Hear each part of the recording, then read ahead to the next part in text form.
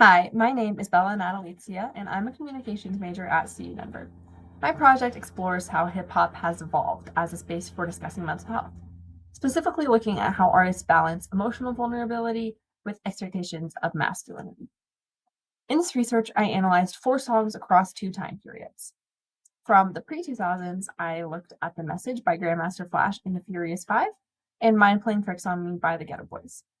Then, from the post 2000s era, I analyzed Kid Cudi's Soundtrack to My Life and Kendrick Lamar's View.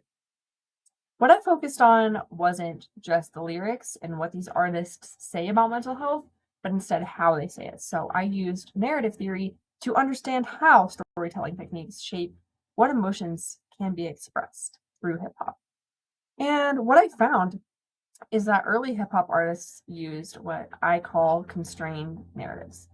So they expressed psychological struggle indirectly through things like environmental metaphors or survival framing, because openly discussing vulnerability conflicted with expectations of masculinity at the time.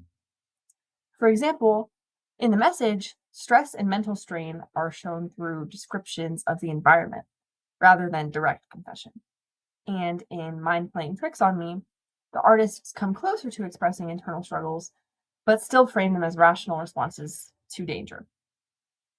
In contrast, post 2000s artists shift toward much more direct and explicit expressions of mental health.